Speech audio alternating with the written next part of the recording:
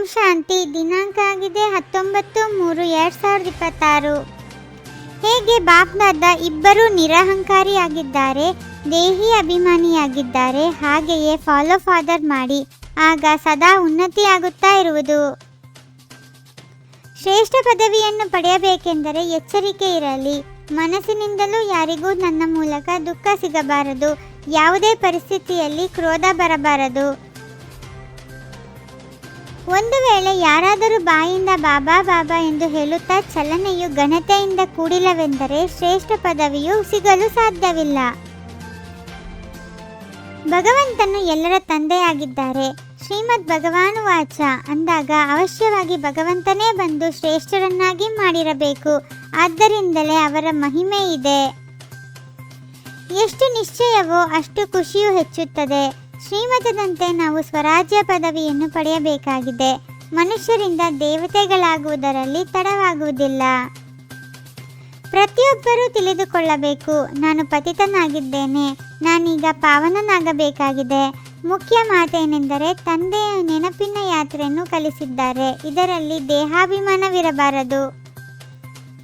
ದೇಹಿ ಅಭಿಮಾನಿಯಾಗಿ ತಂದೆಯನ್ನು ನೆನಪು ಮಾಡುತ್ತಾ ಇರಿ ಮತ್ತು ಚಕ್ರವನ್ನು ನೆನಪು ಮಾಡುತ್ತಾ ಇರಿ. ಯಾರಿಗೂ ದುಃಖವನ್ನು ಕೊಡಬೇಡಿ, ಇದನ್ನೇ ತಿಳಿಸುತ್ತಾ ಇರಿ. ತಂದೆಯನ್ನು ನೆನಪು ಮಾಡಿ. ಈಗ ನೀವು ಮಕ್ಕಳು ತಿಳಿದುಕೊಂಡಿದ್ದೀರಿ, ನಾವು ಹಿಂತಿರುಗಿ ಹೋಗಬೇಕಾಗಿದೆ. ತಂದೆಯು ತಿಳಿಸುತ್ತಾರೆ, ಎಷ್ಟು ನೀವು ನೆನಪು ಮಾಡುತ್ತೀರೋ ಅಷ್ಟು ಖುಷಿಯ ನಶೆ ಏರುವುದು, ಆಸ್ತಿಯ ನೆನಪಿರುವುದು. ಎಷ್ಟು ನೆನಪು ಮಾಡುತ್ತೀರೋ ಅಷ್ಟು ಪುಣ್ಯಾತ್ಮರಾಗುತ್ತೀರಿ. ಪಾಪಗಳು ಕಳೆಯುತ್ತಾ ಹೋಗುತ್ತದೆ. ಉನ್ನತ ಗುರಿಯಾಗಿದೆ. ಆತ್ಮಾಭಿಮಾನಿಯಾಗುವುದರಲ್ಲಿಯೇ ಪರಿಶ್ರಮವಿದೆ. ತಂದೆಯು ತಿಳಿಸುತ್ತಾರೆ, ನೀವು ಲೈಟ್ ಹೌಸ್ ಆಗಿದ್ದೀರಲ್ಲವೇ? ಪ್ರತಿಯೊಬ್ಬರಿಗೆ ಶಾಂತಿಧಾಮ ಮತ್ತು ಸುಖಧಾಮದ ಮಾರ್ಗವನ್ನು ತಿಳಿಸುವವರಾಗಿದ್ದೀರಿ. ಈಗ ಕರ್ಮಾತೀತ ಸ್ಥಿತಿಯಲ್ಲಿ ಖಂಡಿತ ಹೋಗಬೇಕಾಗಿದೆ. ನಂತರ ಸತ್ಯಯುಗದಲ್ಲಿ ಬರಬೇಕಾಗಿದೆ. ಈ ಗುಂಗಿನಲ್ಲಿರುತ್ತಾ ತಮ್ಮ ಕಲ್ಯಾಣ ಮಾಡಿಕೊಳ್ಳಬೇಕಾಗಿದೆ. ಕೇವಲ ಪಂಡಿತರಾಗಬಾರದು.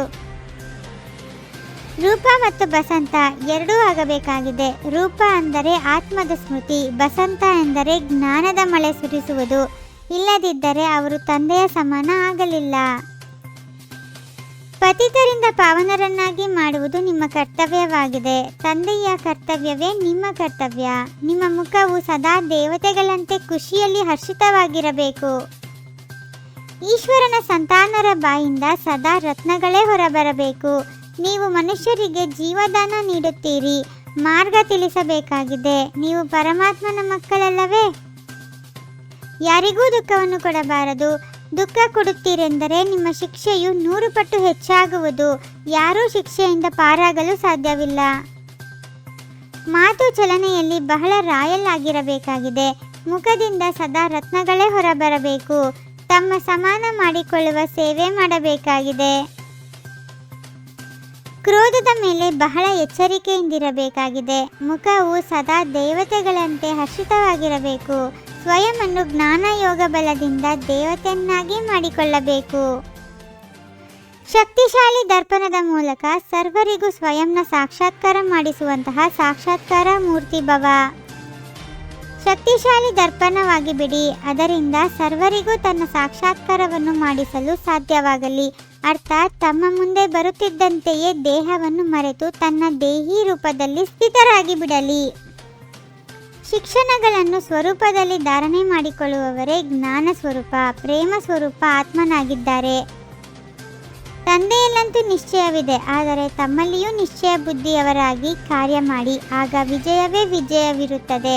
ವಿಜಯದ ಮುಂದೆ ಸಮಸ್ಯೆಯ ಯಾವುದೇ ವಸ್ತುವಿಲ್ಲ. ಓಂ ಶಾಂತಿ. 21 ಜನ್ಮಗಳಿಗೆ 21 ಪರಮಾತ್ಮನ ಮಹಾವಾಕ್ಯಗಳನ್ನು ಆಲಿಸಿ ಹಾಗೂ ನಿಮ್ಮದೇ ಆದ ಈ ಚಾನಲ್ಗೆ ಲೈಕ್ ಮಾಡುವುದನ್ನು ಮರೆಯದಿರಿ.